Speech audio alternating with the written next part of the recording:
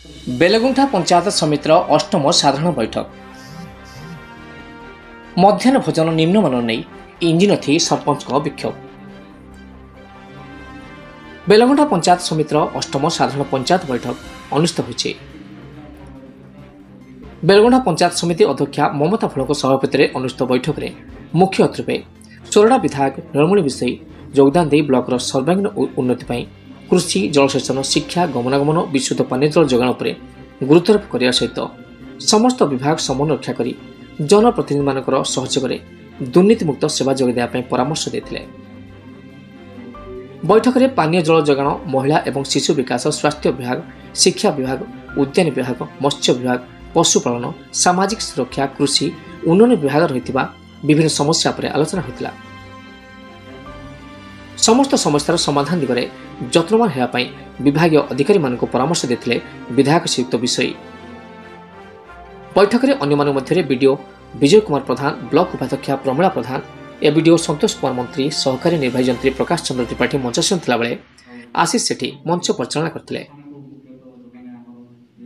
जिला परिषद सभ्य बहु सरपंच समिति सभ्य मानकर समेत पंचायत समिति निर्वाही अधिकारी कनिष्ठ जंत्री एवं समस्त विभाग विभागीय अधिकारी माने उपस्थित थिले। कार्यक्रम शेष में बीडीओ विजय कुमार प्रधान समस्त को धन्यवाद अर्पण करथिले। गंजाम बेलगुंठारू नवकिशोर महाराण की रिपोर्ट स्टार ओडिशा।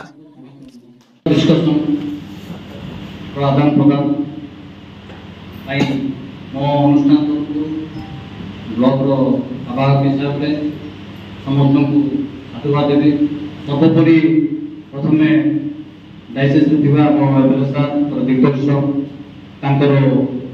विभिन्न डिपार्टमेंट सहित कोऑर्डिनेशन प्रत्येक आंसर प्रत्येक विभाग जो समस्या आम प्रत्येक आंसर पाखे प्रत्येक प्रश्न आंसर रही इनवल्वमेंट सुझाव तेणु ब्लॉक तरफ विशेष माने से विषय धन्यवाद और सर जोटा जो इरिगेशन कथा कहले प्रायोरिटी देवे एटा अनुष्ठान तरफ मुझे निवेदन कर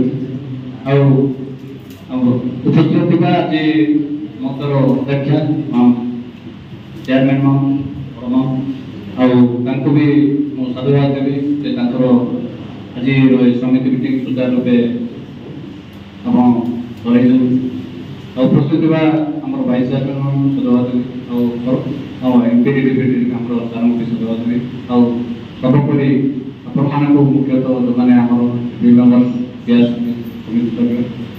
विशेष विशेष साधुवाद बनाइबी जे आज मंच आज प्रोग्राम आज सभा आज बैठक आज आम बहुत सक्सेसफुल